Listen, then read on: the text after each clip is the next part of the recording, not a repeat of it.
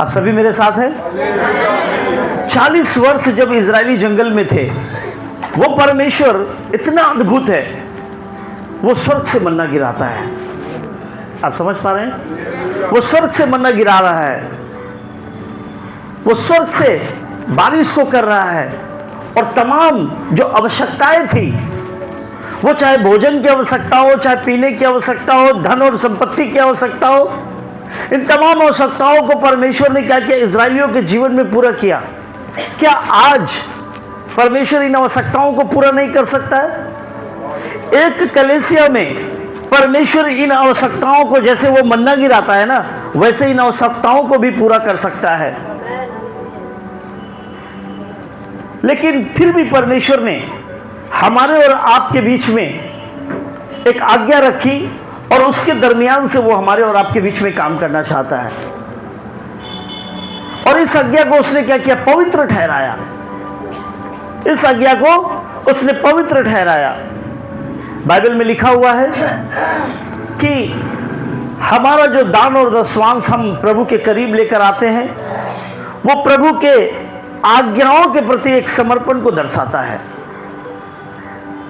हम कितना समर्पित हैं, इस आज्ञा के द्वारा जाना जाता है। हम कितना डेडिकेटेड हैं प्रभु के प्रति, इस आज्ञा के जरिए हम समझते हैं।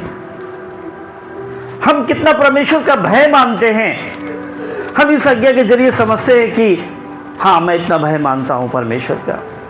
लेकिन जब इस आज्ञा की बात आती है, जो कि पवित्र आज्ञा है, हम अपने आप को थोड़ा सा पीछे खींचते हैं।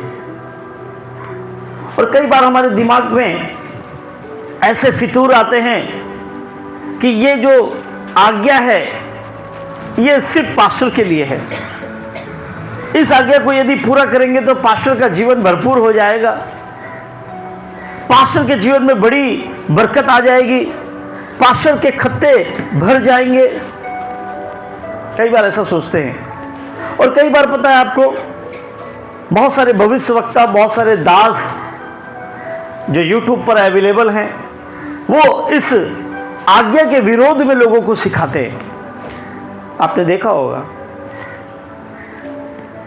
इस आज्ञा के विरोध में लोगों को सिखाते हैं, और उनका ऐसा मानना है कि दशमांश देना ये नए नियम में कहीं भी नहीं है, और हमें दशमांश नहीं देना चाहिए। मैं किसी भी प्रभु के दास का नाम नहीं लेना चाहता हूं, लेकिन ऐसे बहुत सारे दास हैं जो YouTube पर अवेलेबल हैं।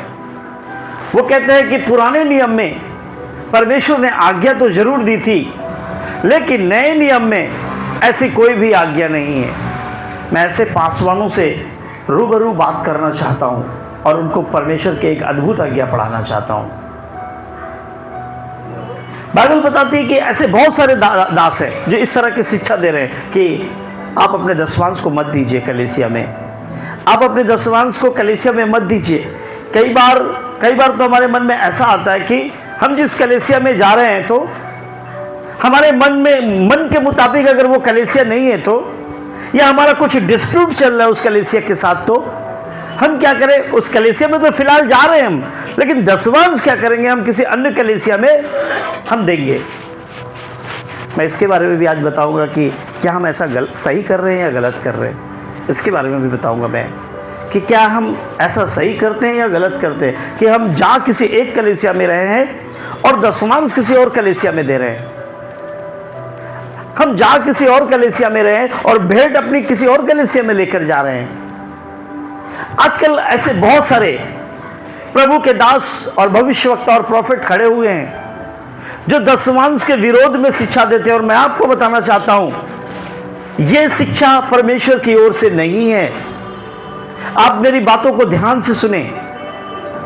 यह शिक्षा परमेश्वर की ओर से नहीं है, यह शिक्षा शैतान की ओर से है।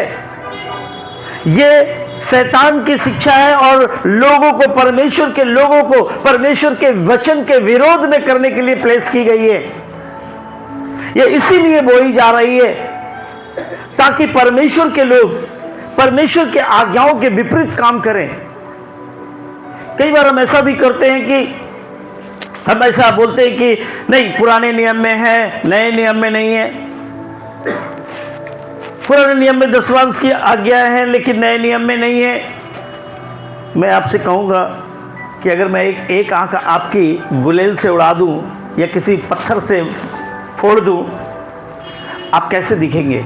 आपको लोग क्या कहेंगे? क्या कहेंगे आपको? काना कहेंगे, आपको काना कहेंगे। इसी तरह नया नियम और पुराना नियम परमेश्वर की दो आंखें हैं। नया नियम और परमेश्वर की पुराना नियम दोनों क्या है? दो आंखें हैं जो परमेश्वर की प्रतिष्ठा और महिमा को क्या करती? बढ़ाती हैं, परमेश्वर के जलाल को बढ़ाती हैं। हम क्यों भजन संहिता पढ़ते हैं? हम क्यों नीति वचन पढ़ते हैं? लेकिन हम भजन संहिता भी पढ़ते हैं, नीति वचन भी पढ़ते हैं, यशायाह यिर्मयाह भी पढ़ते हैं, निर्गमन भी पढ़ते हैं, लेकिन दशवांश वाली जहाँ बात आती तो वहाँ हम नया नियम को क्या करते हैं? उसके साथ कंपेयर कर देते हैं। मैं आपको बताना चाहता हूँ, ये शैतान की शिक्षा है। नया नियम और पुराना नियम परमेश्वर की दो आंखें हैं जो परमेश्वर की संपूर्णता और प्रेम को दर्शाती हैं। परमेश्वर कभी नहीं बदलता है। परमेश्वर वो परमेश्वर नहीं वो कहे मैं आज मैंने ऐसा किया, कल मैं ऐसा नहीं करूँगा। आज मैंने परमेश्वर ने एक नियम बनाया और कल बोलेगा कि नहीं मैं इस नियम को थोड़ा सा बदलना चाहता हूँ। परमेश्वर सर्वदा एक जैसा है। परमेश्वर के वचन में लिखा वो कभी बदलता नहीं है। परमेश्वर के वचन में लिखा वो कभी नहीं बदलता है। परमेश्वर के वचन में लिखा हुआ है पहाड़ टल जाएंगे, पहाड़ियाँ टल जाएंगी, लेकिन उसका वायदा कभी नहीं टलेगा। यानी कि उसकी जो वाचा है, उसकी जो कमांडमेंट है वो कभी नहीं टलेगी। बाइबल सिखाती है मेरे प्रियो हमें उसके हिस्से से जो उसका है हमें कभी भी चोरी नहीं करनी चाहिए। कभी भी, भले वो 1 रुपये ही क्यों ना हो, हमें कभी भी उसके हिस्से से चोरी नहीं करनी है। कभी भी यदि हम उसके हिस्से से चोरी करते हैं तो हम अपने जीवन में क्या करते हैं? रुकावटों को खड़ा करते हैं। कई बार हम ऐसा भी कहते हैं कि हम तो 2 महीने से दे रहे थे, लेकिन इस महीने हमारे जीवन में थोड़ी सी प्रॉब्लम आ गई। हम तो 2 महीने से दे रहे थे, लेकिन इस महीने में हमारे जीवन में प्रॉब्लम आ गई। परमेश्वर उसी स्थिति को तो चेक करता है। परमेश्वर उसी कंडीशन में तो आपके विश्वास को देखना चाहता है।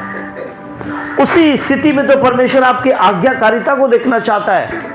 बाइबल में यीशु मसीह जब मंदिर के करीब जाता, यरूशलेम के मंदिर के करीब जाता, वहां एक बूढ़ी विधवा पूरी जीविका को क्या करती है? डाल देती है। प्रभु ने कहा इसने अपनी पूरी जीविका डाल दी, इसका दान सबसे महान है। इसने अपने लिए कुछ भी नहीं रख छोड़ा। बढ़ती से, अपनी बढ़ती से मेरे प्रियो सभी दे देते हैं। मेरे पास अगर 5,000 रुपए हैं और किसी ने मुझसे 500 रुपये मांगे, मैं बड़ी इजीली दे दूंगा, बहुत आसानी से दे दूंगा मैं, बिकॉज मेरे पास है। तारीफ तब होती है जब यदि मेरे पास 500 ही है और कोई मेरे से 500 मांग ले। वो है दान, वो है भलाई।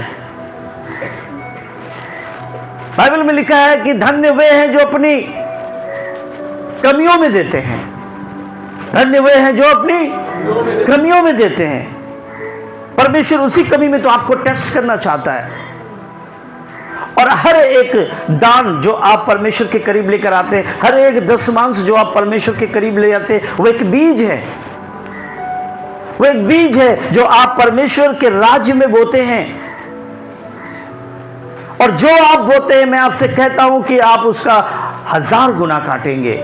यदि आप नहीं बोते हैं तो आप नहीं काट पाएंगे। आप जो भी बोते हैं उसका 1000 गुना आप काट नहीं पाएंगे। मैं आपसे एक बात और कहना चाहता हूं, आप अपने हाथों को खोल कर देखिए। हम कई बार ऐसे अपने हाथों को करते हैं। हम कहते हैं, एक और बात कहते हैं ना, हमें परमेश्वर ने अपने स्वभाव और अपनी समानता में बनाया है ना, अपने स्वरूप और अपनी समानता में बनाया है। आप समझ पा रहे हैं? परमेश्वर ने हमें अपने स्वरूप और अपनी समानता में बनाया है। आप परमेश्वर के लिए जब ऐसे करते हैं ना, मुट्ठी को बंद करते हैं ना, टाइट करते हैं ना, तो उधर परमेश्वर भी क्या करता? अपना हाथ टाइट करता, वो भी अपनी मुट्ठी बंद करता। आप ढीली करते, वो भी ढीली करता। आप ऐसे खोलते, वो भी खोलता है। आपकी बंद रहेगी तो उसकी भी बंद रहेगी। इसीलिए क्या करें, अपने दशमांश को, अपनी भेंट को, अपने दान को परमेश्वर के राज्य में एक बीज के समान बोएं आप। ये बीज है, ये बीज है। ना तो आप इस बीज को किसी मनुष्य के लिए बो रहे हैं, न किसी व्यक्ति के लिए बो रहे हैं, न किसी दास के लिए बो रहे हैं। ये जो आप बो रहे हैं, आप अपने और अपने परिवार के लिए बो रहे हैं, क्योंकि आप जो बोएंगे उसका प्रतिफल आपके हिस्से में आएगा, और जो आप बोएंगे उसी चीज को आप क्या करेंगे, काट पाएंगे। Hallelujah, hallelujah. और बाइबल कहती है कि इसे बोना आवश्यक है, क्योंकि ये पवित्र आज्ञा है। जब आप लेवियों की किताब पढ़ते हैं मेरे परमेश्वर के लोगों, जब आप लेवियों की किताब पढ़ते हैं उसके 27 अध्याय, लेवियों की किताब उसके 27 अध्याय और उसके 30वें पद को, वहां पे इस तरह लिखा हुआ है। जी पढ़े, कोई पढ़ना चाहेगा? भूमि की उपज का सारा दशमांश, चाहे वह भूमि का बीज हो चाहे वृक्ष का फल, वह यहोवा ही का है, वह यहोवा के लिए पवित्र ठहरे। बाइबल में लिखा है, फिर भूमि की उपज का सारा दशमांश, भूमि की उपज का सारा दशमांश, आप ध्यान देंगे, अंडरलाइन कीजिए उसे, भूमि की उपज का सारा दशमांश, चाहे वह भूमि के बीज हो चाहे वृक्ष के फल हो, वह यहोवा ही का है, वह यहोवा के लिए क्या है, पवित्र ठहरे। जो दान और दशमांश है, आपकी कमाई का, आपके मेहनत का, जिस मेहनत को करने की सामर्थ्य आपको परमेश्वर ने दी है, और जो आप परमेश्वर के लिए निकालते हैं, वो परमेश्वर के लिए क्या है पता है, पवित्र है। वो क्या है परमेश्वर के लिए, पवित्र है। जब आप उसे परमेश्वर के करीब लेकर आते तो वो पवित्र है, और यदि उसमें से आप कुछ रख लेते हैं तो वो क्या हो जाता, अशुद्ध होकर, अपवित्र होकर आपके पास रह जाता है। और बाइबल में लिखा है, जैसे एक मछली, मरी हुई मछली, सड़ी हुई मछली तालाब को गंदा कर देती है, वैसे ही कई बार जब हम अशुद्ध वस्तुओं को अपने पास रख लेते हैं, अपवित्र चीजों को अपने पास रख लेते हैं, तो हमारे जीवन में क्या है ना, कड़वाहट को, गंदगी को उत्पन्न करने लगती है। इसीलिए जो पवित्र परमेश्वर ने ठहराया है, और जो अंश परमेश्वर का है, वो चाहे भूमि के बीज हो चाहे वृक्ष हो, सारी उपज बाइबल कहती है, वृक्ष के फल हो चाहे, और सारी उपज परमेश्वर कहता है वो परमेश्वर का है, और परमेश्वर के लिए वो पवित्र ठहरे, और उन्हें तुम परमेश्वर के करीब लेकर आओ, उसे परमेश्वर के करीब लेकर आओ। और जब आप उसे परमेश्वर के करीब लेकर आते हो मेरे प्रियो, तो बाइबल कहती है इस बात से आप परमेश्वर की प्रतिष्ठा करते हो। जैसे मैं, अगर आप 2-4 लोग मिलकर एक बुके बना के लाएं और मुझे दे, तो मुझे बड़ा खुशी होगा, और मैं ऐसा समझूंगा कि नहीं, आपने मुझे बहुत सम्मान दिया, आपने मुझे बहुत इज्जत दी है, आपने मुझे इज्जत दी है। या आपके इलाके में आपका एमएलए या आपका काउंसिलर आए अगर, और आप उसको एक बुके देते हैं या कोई गिफ्ट देते हैं, तो उसके लिए एक सम्मान की बात है, और इस सम्मान के बदले वो आपके प्रति सहानुभूति दिखाता है, वो आपके प्रति अपने प्रेम को दर्शाता है, दिखाता है कि नहीं, ये इसने मेरे प्रति सहानुभूति दिखाई, ठीक है ब्रदर, कोई भी काम हो तो मेरे पास चले आना। आमीन, आमीन। ऐसे ही जब हम अपने भेंट, अपने दान और अपने दशमांश को भरपूरी के साथ पवित्र जो ठहराया गया है, उसको जब परमेश्वर के करीब लेकर आते हैं, तो बाइबल कहती है कि इस बात से परमेश्वर की प्रतिष्ठा की जाती है। जब आप नीति वचन पढ़ते हैं, उसके 3 अध्याय को और 9 और 10 को पढ़ते हैं, वहां पर ऐसा लिखा हुआ मेरे प्रियो, अपनी संपत्ति के द्वारा, अपनी संपत्ति के द्वारा और अपनी भूमि की सारी पहली उपज दे देकर, और अपनी भूमि की पहली उपज दे देकर यहोवा की प्रतिष्ठा करना, यहोवा की प्रतिष्ठा करना। आप समझ पा रहे हैं? अपनी भूमि और अपनी संपत्ति की पहली उपज दे देकर क्या करना, तो यहोवा की प्रतिष्ठा करना, यहोवा का सम्मान करने की बात है ये। और कितने लोग पता है प्रति माह, प्रति महीने यहोवा का सम्मान क्या करते हैं, रोक लेते हैं। कितने ही लोग यहोवा के सम्मान और प्रतिष्ठा को क्या करते हैं, चोरी कर लेते हैं, छुपा लेते हैं, अपने व्यक्तिगत कामों में लगा लेते हैं। मैं आपसे कहता हूं कि आप अपनी कमियों से निकालना शुरू कीजिए, फिर आप परमेश्वर की बरकत को आप अपने जीवन में महसूस कर पाएंगे। परमेश्वर के आशीषों को आप अपने जीवन में महसूस कर पाएंगे। बाइबल कहती है ये बात परमेश्वर के सम्मुख प्रतिष्ठा की बात ठहरती है, परमेश्वर के प्रति यह सम्मान है। और हम हर महीने क्या करते हैं, परमेश्वर के सम्मान को क्या करते हैं, ठेस पहुंचाते हैं। हम कहते हैं कि हमारे पास हमारी पोजीशन बड़ी टाइट है, आई कैन नॉट अफोर्ड, मैं नहीं दे पा रहा हूं। कोई बात नहीं, आप 10वांश नहीं दे सकते, 5वांश परमेश्वर आपके मन को जानता, 5वांश दीजिए। और यदि परमेश्वर ने आपको सामर्थ्य दिया है तो मैं आपसे कहूंगा कि प्रेरितों के समान आप अपनी पूरी संपत्ति दान कर सकते हैं। आप प्रेरितों के समान अपने पूरे सर्वस्व को दान कर सकते हैं। आप अपने 10वें हिस्से को नहीं, आप 20वां हिस्सा, 50वां हिस्सा आप दे सकते हैं। आपको पता है, आपने कितने लोगों ने रतन टाटा के बारे में सुना है? रतन टाटा के बारे में सुना है? आपको पता होना चाहिए, रतन टाटा, मुझे ऐसा प्रतीत होता है मुकेश अंबानी अभी जल्द हाइलाइट्स हुए हैं, लेकिन रतन टाटा एक पुश्तैनी पैसे वाले हैं और बहुत रिच है। और दुनिया की जो लिस्ट है पैसे वाले लोगों की लिस्ट, उसमें बेशुमार है, वो उसमें बेशुमार है। वो जो टॉप 10 लिस्ट आती है ना, वर्ल्ड की टॉप 10 लिस्ट रिचेस्ट पर्सन की, उसमें रतन टाटा का भी नाम है। लेकिन रतन टाटा क्या करते हैं, अपने लिए कुछ नहीं रखते, वो सिंपल कपड़े पहनते हैं, सिंपल जीवन जीते हैं। वो अपनी आय का 68% क्या करते हैं, दान करते हैं। अपनी आय का कितना परसेंट, 68% वो क्या करते हैं, दान कर देते हैं।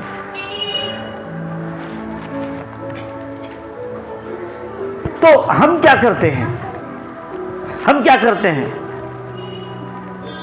प्रेरितों की किताब आप जब पढ़ेंगे 4था अध्याय को, वहां पे देखेंगे कि प्रेरितों ने क्या किया, अपनी संपूर्ण संपत्ति को बेचकर क्या किया, जो प्राचीनों के पैरों में लाकर रख दिया, ताकि जिसकी जैसी आवश्यकता हो, जैसी जिसकी जरूरत हो, उसके अनुसार क्या किया जा सके, उसको दिया जा सके, है ना। 4थे अध्याय में आप 32 से पढ़ सकते हैं, है ना। प्रेरितों ने किया ऐसा, प्रेरितों ने क्या किया, संपूर्ण संपत्ति को बेचा और बेचकर प्राचीनों और प्रेरितों के जो है कदमों में लाकर रख दिया। जी पढ़ सकते हैं। विश्वास करने वालों की, हाँ, विश्वास करने वालों की मंडली एक चित्त और एक मन की थी। मंडली एक चित्त और एक मन की थी। यहाँ तक कि कोई भी हाँ, अपनी संपत्ति अपनी नहीं कहता था। कोई भी अपनी संपत्ति को अपनी संपत्ति नहीं कहता था। आपके पास जो कुछ है वो आपका नहीं है, याद रखिएगा इस बात को। आपके पास जो भी है वो आपका नहीं है, वो सब कुछ प्रभु ने दिया है। प्रभु की उधारी है आप पर, प्रभु की उधारी है आप पर, है ना। तो वो अपनी संपत्ति को अपनी नहीं कहते थे, परंतु सब कुछ हाँ साझे में था। हाँ, आगे पढ़ेंगे। प्रेरित बड़ी सामर्थ से प्रभु यीशु के जी उठने की गवाही देते रहे। हाँ, और उन सब पर बड़ा अनुग्रह था। हाँ, उनमें कोई भी दरिद्र न था। उनमें से कोई भी दरिद्र ना था, क्योंकि हाँ, जिनके पास भूमि या घर थे, हाँ, वे उनको बेच कर हाँ, बिकी हुई वस्तुओं का हाँ, दाम लाते हाँ, और उस प्रेरितों के पांव पर रखते थे। हाँ, और जैसे जिसे आवश्यकता होती थी, हाँ, उसके अनुसार हर एक को बांट दिया करते। आमीन, हालेलुया। वो अपने घरों को, वो अपनी संपत्ति को बेच कर लाकर प्रेरितों और प्राचीनों के पैर में रख देते थे। कोई कहता है दसवांश नहीं देना है, कुछ पास्टर कहते हैं दसवांश नहीं देता। अरे परमेश्वर तो यहाँ संपत्ति देने के लिए कह रहा है, संपूर्ण संपत्ति देने के लिए कह रहा है। तुम दसवांश में ही अटके हुए हो। अभी तुम अभी भी पुराने नियम के उस नियम को मान रहे हो कि दसवांश में अटके हुए हो। परमेश्वर सर्वस्व देने के लिए कह रहा है, संपूर्ण देने के लिए कह रहा है। हम अभी वहीं अटके हैं। कहाँ? 10% में अटके हुए हैं अभी भी। मैं आपसे कहता हूँ, परमेश्वर चाहता है कि आप अपनी कमाई का 10वां हिस्सा परमेश्वर को दे, उसे कतन चोरी ना करें। बाइबल में उसी में 5वें अध्याय को जब आप पढ़ेंगे, 1 पद से लेकर 11 पद तक, वहां दो व्यक्तियों का चर्चा है। एक पति पत्नी के जोड़े का चर्चा है, हनन्याह और सफीरा के बारे में। बाइबल में लिखा है उन्होंने भी अपनी संपत्ति को बेचा ताकि वो क्या करें? प्रेरितों के चरणों में रख सके और वो दान कर सकें। लेकिन पता है क्या हुआ? उन दोनों के मन में पाप आया, शैतान ने काम किया और उन्होंने उस बेची हुई संपत्ति के मूल्य में से क्या किया? कुछ रख लिया। और प्रेरितों ने जब उनसे पूछा कि क्या ये इतने में ही बिका था? उन्होंने कहा हाँ, इतने में बिका था। पतरस ने बोला कि तेरे मन में ऐसा क्यों आया कि तू पवित्र आत्मा से झूठ बोले? जब हम छुपाते हैं तो हम प्रभु के दास से नहीं, पवित्र आत्मा से छुपाते हैं। जब हम चोरी करते हैं तो प्रभु के दास से नहीं, पर पवित्र आत्मा से चोरी करते हैं, क्योंकि वो जो हिस्सा है वो पवित्र हिस्सा है, वो परमेश्वर का है, वो पवित्र आत्मा का हिस्सा है। पतरस ने बोला तेरे मन में ऐसा क्यों आया? तेरे मन में ऐसा क्यों आया कि तू पवित्र आत्मा से झूठ बोले? और इस झूठ बोलने के कारण और चोरी करने के कारण बाइबल में लिखा है कि वो वहीं पर क्या हुआ? मर गया। थोड़ी देर बाद उसकी पत्नी भी आई, और पत्नी से भी पूछा गया क्या ये इतने में ही बिका था? बोला हाँ, इतने में ही बिका था। बोला तू सच कहती है? बोला हाँ, मैं सच कहती हूँ, ये इतने में ही बिका था। बाइबल में लिखा है कि वो भी झूठ बोलने के कारण और चोरी करने के कारण, परमेश्वर के हिस्से को जो पवित्र है उसको चुराने के कारण उसका भी दम निकल गया। और बाइबल बताती है दोनों पति पत्नी को क्या किया गया? दफना दिया गया। उनका जो है अंत हो गया। बाइबल में लिखा है कि प्लीज आप परमेश्वर के हिस्से को चोरी ना करें, छुपाएं ना, बड़ी ईमानदारी दिखाएं परमेश्वर के साथ। आप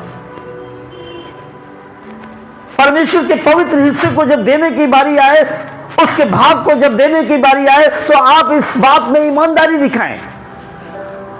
बाइबल में लिखा है मलाकी की किताब में कि तुम चोरी करते हो और फिर परमेश्वर से कहते हो कि हमने तुझे किस बात में लूट लिया। तुम धोखा देते हो परमेश्वर को और फिर कहते हो कि परमेश्वर मैंने तुझे क्या धोखा दिया, मैंने तेरे साथ क्या किया जो तू हमारे साथ ऐसा कर रहा है, हम पर आशीष नहीं कर रहा है, हम पर बरकतें नहीं कर रहा है।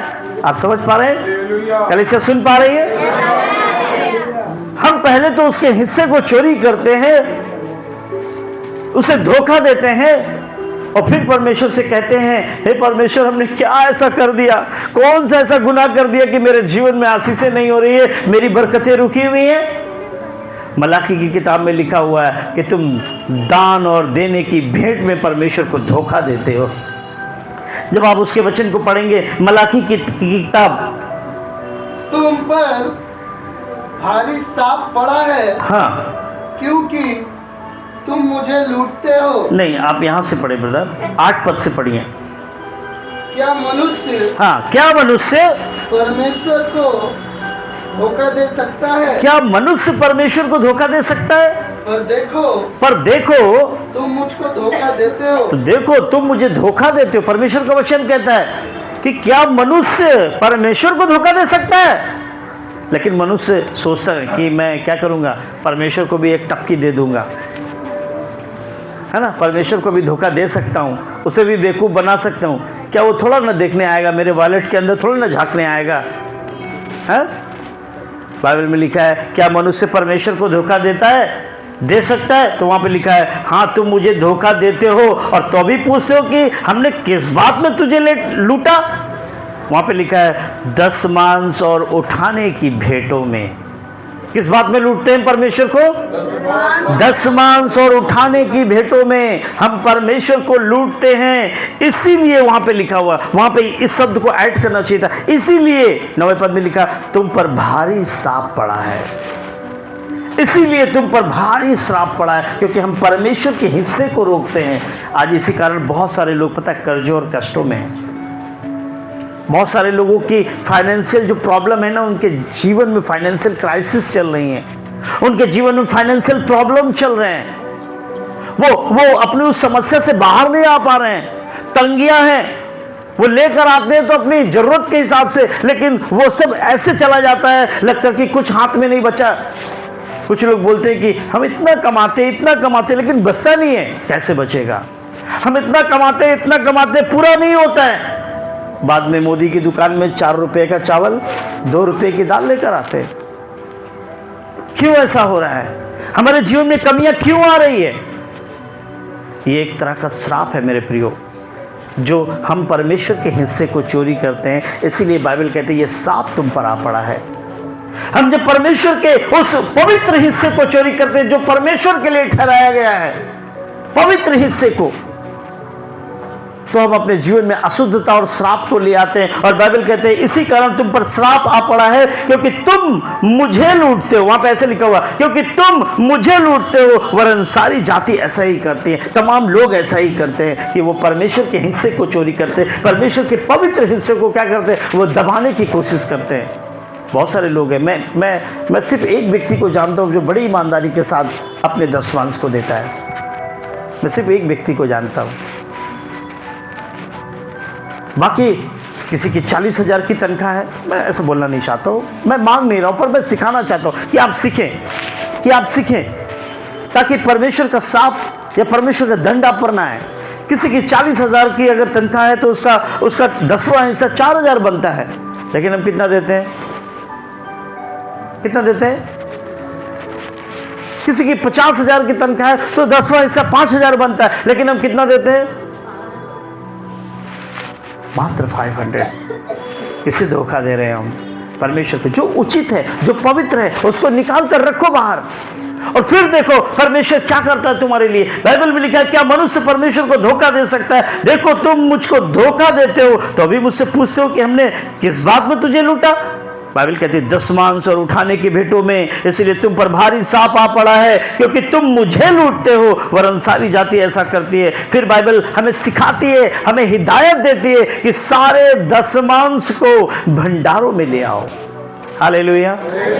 सारे दशमांश को भंडारों में ले आओ कि मेरे भवन में भोजन वस्तु रहे। और सेनाओं का यहोवा यूं कहता है कि ऐसा करके मुझे परखो, यू टेस्ट मी, कि यदि मैं तुम्हारा पवित्र हिस्सा तुमसे ले रहा हूं, 10वां हिस्सा तुमसे ले रहा हूं, तो मैं तुम्हारे जीवन में ब्लेसिंग कर रहा हूं कि नहीं कर रहा हूं। प्रभु कहता है ऐसा करके तुम मुझे परखो कि मैं आकाश के झरोखों को तुम्हारे लिए खोलकर तुम्हारे ऊपर अपरंपार आशीष की वर्षा करता हूं कि नहीं करता हूं। हालेलुया। परमेश्वर ऐसा परमेश्वर है। आज तक किसी ने नहीं बोला, किसी परमेश्वर ने नहीं बोला कि तुम मुझे टेस्ट करके देखो, तुम मुझे आजमा के तो देखो, लेकिन हमारा यीशु मसीह कहता है तुम मुझे आजमा के तो देखो। हमारा प्रभु कहता है तुम मुझे आजमा के तो देखो। यदि तुम एक हाथ से तुम दोगे तो मैं तुमसे कहता हूं कि तुम 10 हाथों को उठाओगे, परमेश्वर तुम्हें देगा और तुम संभाल नहीं पाओगे।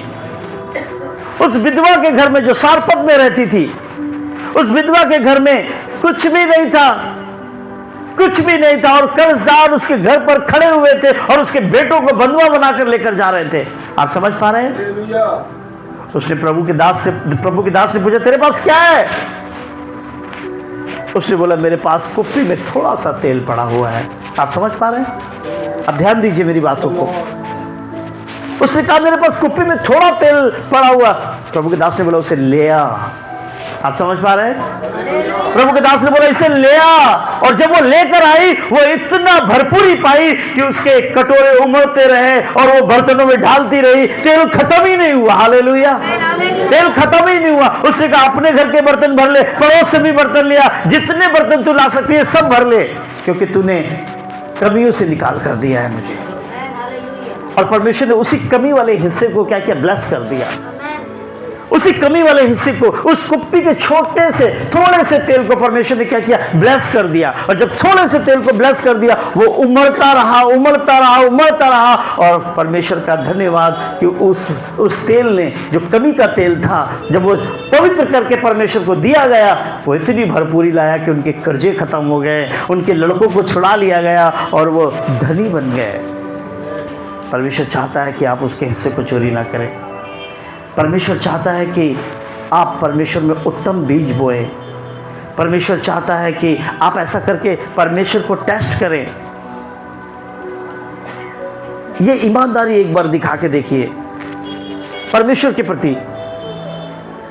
परमेश्वर के साथ ऐसी ईमानदारी एक बार दिखा के देखिए। परमेश्वर तो कहता है कि कोई भी परमेश्वर के करीब छूछे हाथ कभी ना आए। कभी भी हम परमेश्वर के पास छूछे हाथ ना आए। हम परमेश्वर को क्या देते हैं? हम बेटर पार्ट को परमेश्वर को देना चाहिए। हमें अच्छे भाग को परमेश्वर को देना चाहिए। लेकिन हम कौन सा भाग देते हैं? खराब भाग, फटा हुआ भाग, जला हुआ भाग, छेद वाला भाग, छोटे छोटे भागों को हम क्या करते हैं? परमेश्वर को देते हैं। परमेश्वर कहता है कि उत्तम भाग को लेकर आ, उत्तम भाग को लेकर आ। यीशु मसीह जब फरीसियों के यहां भोजन करने के लिए गया, अब ध्यान से सुन रहे हैं, हालेलुया।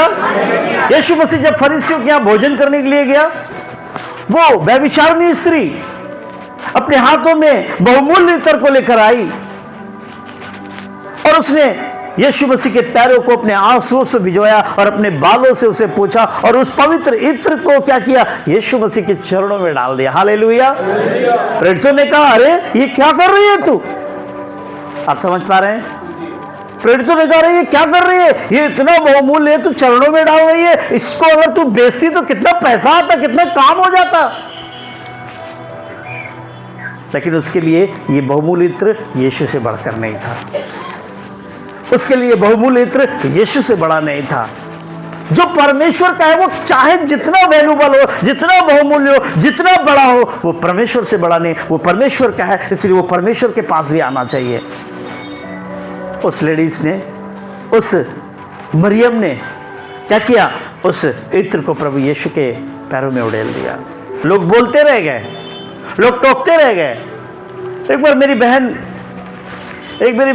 को कहीं से कुछ पैसे मिले, आई थिंक शायद 4 लाख ऐसे कुछ पैसे मिले थे। तो उसने ईमानदारी के साथ उसका 40,000 का दशमांश निकाला। 4 लाख रुपए का 40,000 का दशमांश निकाला और जाके कलीसिया में दे दिया।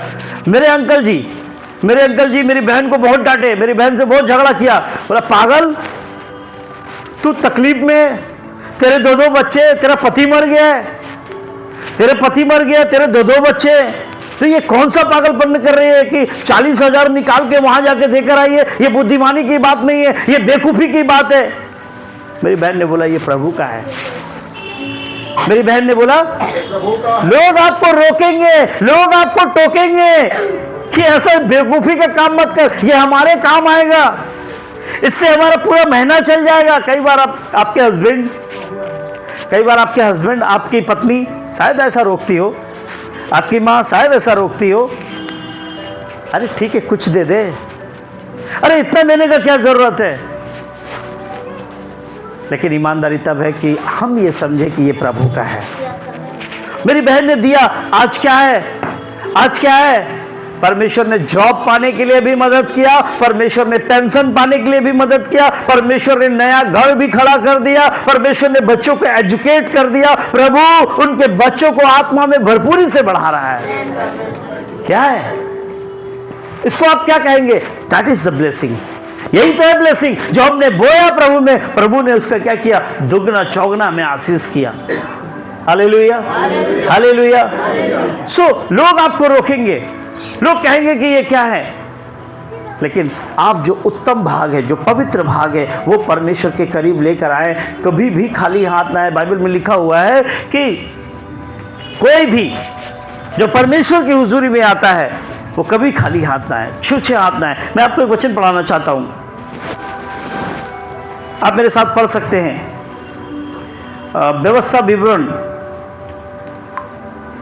व्यवस्था विवरण उसके 16 अध्याय 16 और 17 को,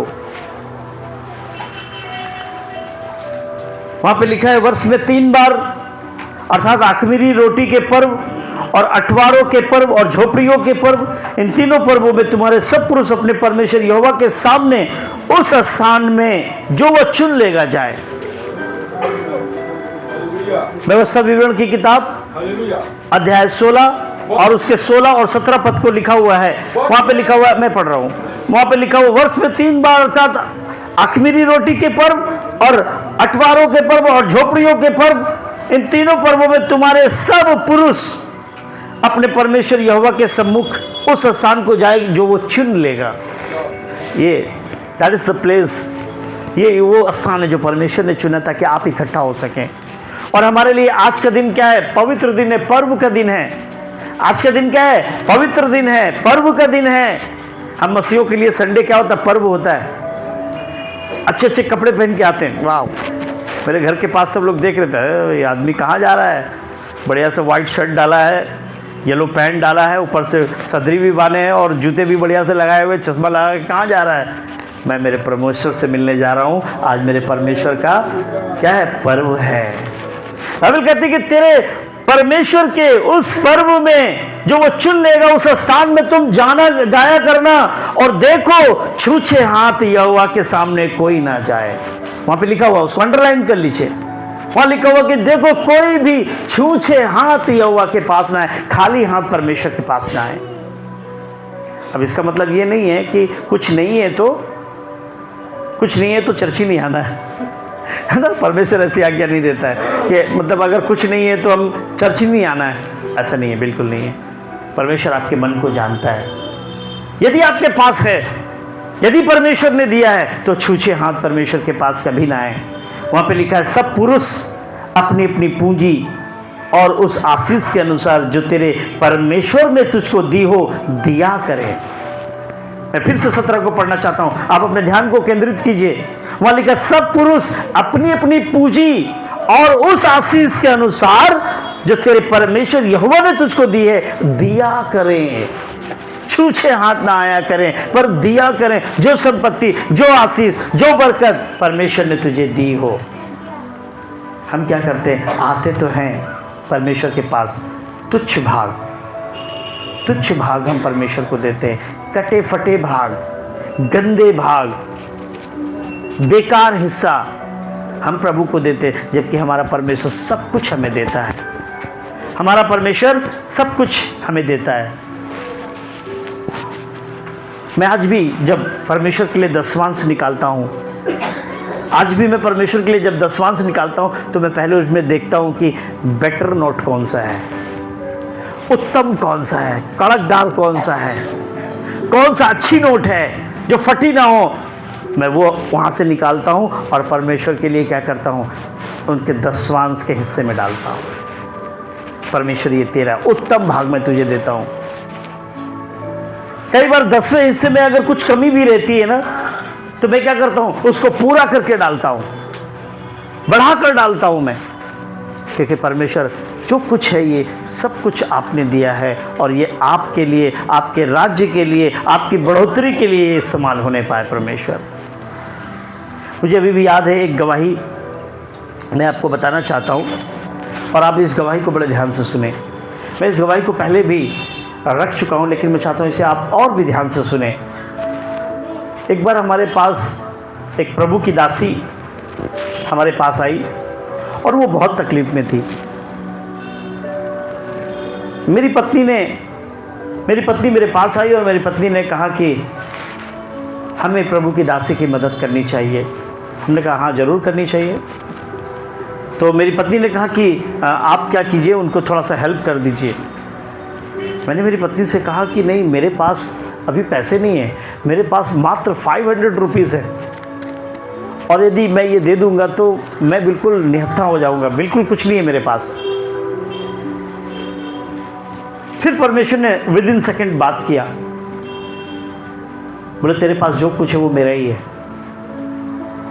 तेरे पास जो कुछ है वो मेरा ही है। फिर मैंने मेरी पत्नी को बोला ठीक है, उनको एक काम करो, दे दो। और मैंने वो 500 निकाल कर क्या किया, इन्वेलप में करके उनको दे दिया। ठीक है आप, और मैं बिल्कुल खाली हो गया। आप ध्यान से सुनेंगे, मैं बिल्कुल खाली हो गया, मेरे पास जेब में फूटी कौड़ी नहीं है। और आप विश्वास करेंगे, उस देने के ठीक 1 घंटे के अंदर, 1 घंटा भी बीत नहीं पाया, आप समझ पा रहे हैं? उस देने के ठीक 1 घंटे के बाद में 1 घंटा भी ठीक से बीत नहीं पाया कि कोई व्यक्ति मेरे दरवाजे आता है और कहता है पास्टर जी मैं आपसे मिलना चाहता। मैंने कहा क्या है भाई, आओ अंदर आओ बैठो। पास्टर जी कल मैं दे नहीं पाया आपको, इसीलिए मैं आपका हिस्सा जो है ना लेकर आया हूँ। उसने मुझे एक एनवलप पकड़ाया, मैंने उसके लिए प्रार्थना की। मैंने प्रार्थना करके बाद में जब वो चला गया, मैंने एनवलप को खोला, मैंने देखा परमेश्वर ने मुझे दुगना वापस किया। परमेश्वर ने दुगना वापस किया मुझे विद इन आवर। 1 घंटे के अंदर जो मैंने दिया परमेश्वर ने क्या किया, दुगना वापस किया। हो सकता था परमेश्वर उस व्यक्ति के मन को बदल देता, वो नहीं देता।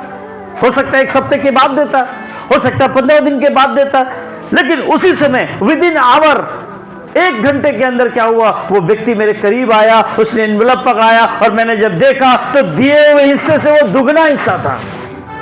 मैंने परमेश्वर का धन्यवाद किया। मैंने इसलिए भी धन्यवाद किया कि परमेश्वर तूने इतना दुगना भेज दिया, प्रभु तेरा धन्यवाद।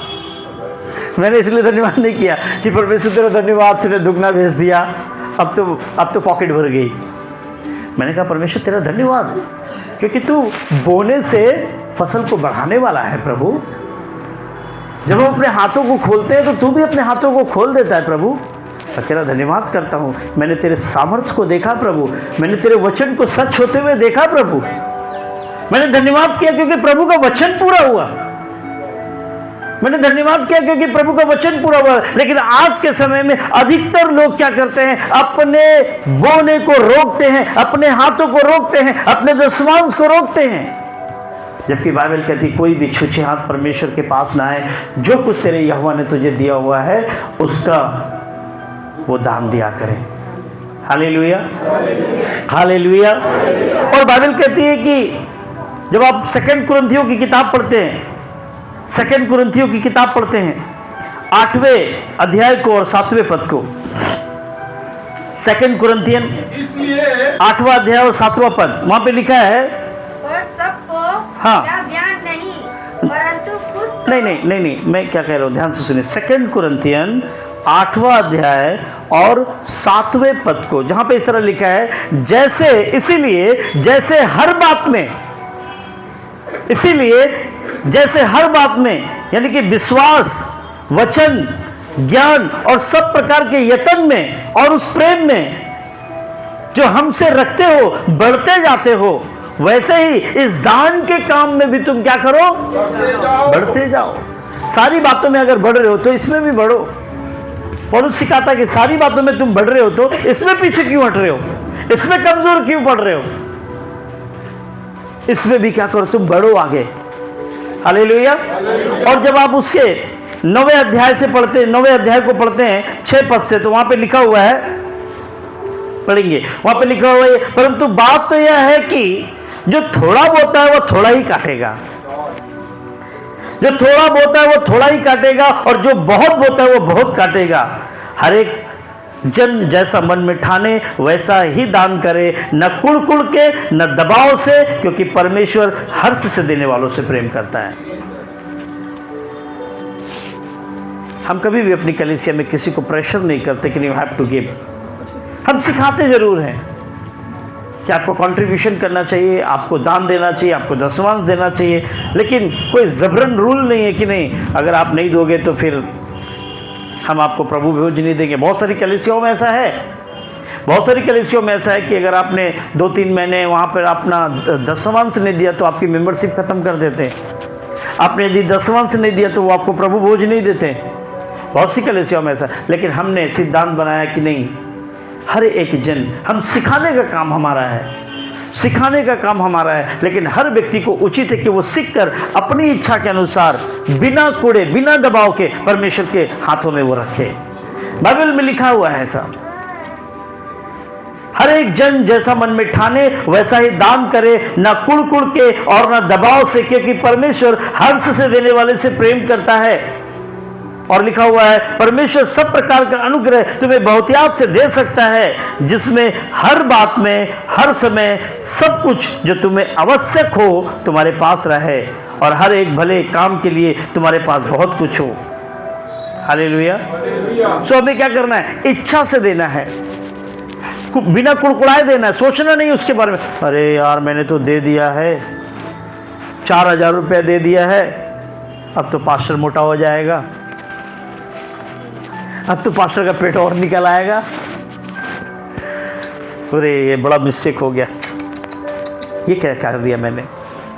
पछताना नहीं है, कुड़कुड़ाना नहीं है, प्रेशर को फील नहीं करना है। परमेश्वर कहता है जो कुछ तुम कर रहे हो वो किसी मनुष्य के लिए नहीं पर परमेश्वर के लिए कर रहे हो, परमेश्वर के हिस्सों में डाल रहे हो वो तुम। सो दबाव से नहीं, कुड़कुड़ के नहीं, मन में संकोच करके नहीं। बाइबल कहती है पर हर देने वाला परमेश्वर के प्रति हर्ष से दे। आमीन, आमीन। और बाइबल कहती है ये भी सिखाती है हम लोगों को कि हमें क्या करना, दिखावटी रूप से नहीं देना है, दिखावटी नहीं देना है। बाइबल में लिखा है जब तू दान करे, मत्ती की किताब में लिखा है जब तू दान करे, 6ठे अध्याय में, जब तू दान करे तो ढिंढोरा मत पिटवाना। अरे मैंने तो वहाँ पास्टर को इतना रुपया मेरा तो चला जाता है दशमांश में, मेरा तो इतना रुपया दशमांश में चला जाता है, इसलिए थोड़ा सा इस महीने थोड़ा मैंने तो इस बार इतना कंट्रीब्यूशन दिया, 5,000 का कंट्रीब्यूशन दिया। ढिंढोरा मत पिटवाइए, प्रभु जानता है। बाइबल कहती जब तू इस हाथ से दान करे तो इस हाथ को पता ना चले, जब इस हाथ से दान करे तो इस हाथ को पता ना चले। तेरा दान गुप्त रहना चाहिए, तेरी भेंट गुप्त रहना चाहिए, तेरा दशमांश गुप्त रहना चाहिए। कई बार हम एक और काम भी करते हैं, एक और काम करते हैं, पता है, मैं बोलना नहीं चाहता हूँ लेकिन मैं बता रहा हूँ सीखने के लिए। कई बार हम एनवेलप पे नाम भी लिख देते हैं, जो दशमांश का एनवेलप होता है उस पर नाम भी लिख देते हैं। पास्टर भले समझे या न समझे, आपकी भेंट परमेश्वर देख रहा है, क्योंकि आप कहाँ बो रहे हैं, आपका सेंस क्या है, आप कहाँ बो रहे हैं, कलीसिया में, आप परमेश्वर के करीब बो रहे हैं, परमेश्वर देख रहा है।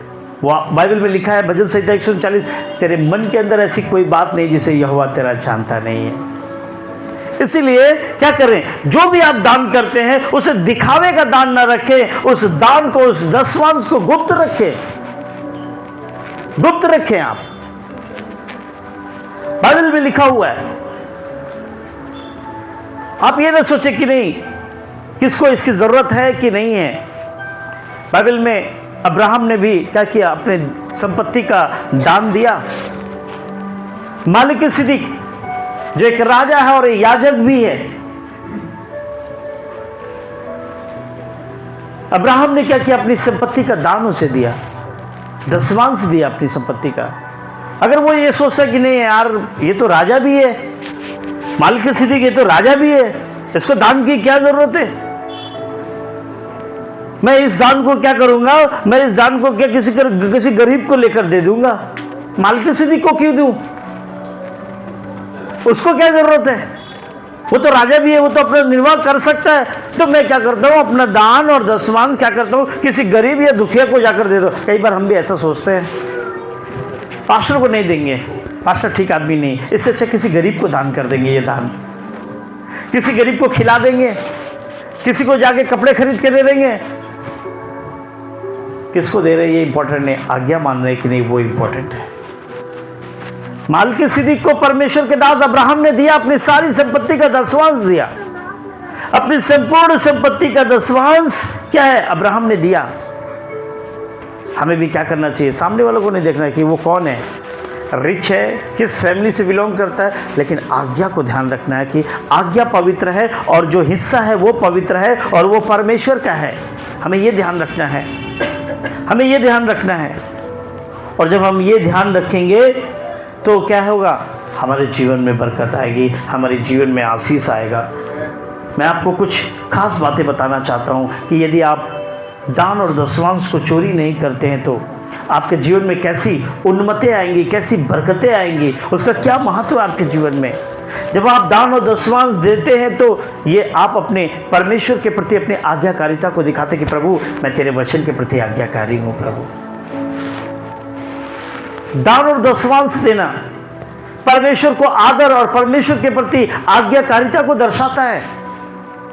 दान और दशमांश देना आपके जीवन में बंधन को तोड़ता है। यदि आप कर्ज और कष्ट में, मैं आपसे कहता हूं अपने दान और दशमांश को परमेश्वर के करीब लाकर देखो, परमेश्वर आपके घर से कर्ज और कष्ट की दरिद्रता को दूर कर देगा। यदि आप दान और दशवांश देते हैं, आपके दान और दशवांश के जरिए अनाथ और दरिद्र लोगों की सहायता होती है। आप सोचेंगे कि पास्टर आप दान करते हैं, हम लोग को कभी पता नहीं चलता है। मैंने कहा ना कि दिखावा नहीं करना है, हम गुप्त करते हैं दान। किसी की मदद करते हैं, गुप्त करते हैं। कई बार मैं मेरी पत्नी से भी नहीं बताता हूँ। कई बार मैं जब किसी की मदद करता हूँ तो मैं मेरी पत्नी से भी नहीं बताता हूँ कि मैंने किसी की मदद की, कि परमेश्वर ने मुझे किसी को हेल्प करने के लिए उभारा है, मदद करने के लिए उभारा है मुझे। बाइबल कहती है जब आप दान और दशवांश देते हैं तो दान और दशवांश का महत्व ये होता है कि कई अनाथों, कई विधवाओं, कई दरिद्र लोगों का उससे क्या किया जाता है? भला किया जाता है। जब आप दान और दशवांश देते हैं तो आप अपने लिए स्वर्ग के राज्य को खोल देते हैं।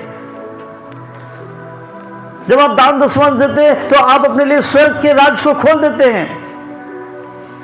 जब आप दान और दशवांश देते हैं तो आप परमेश्वर के राज्य को बढ़ाने और बनाने में क्या करते हैं? सहायता करते हैं।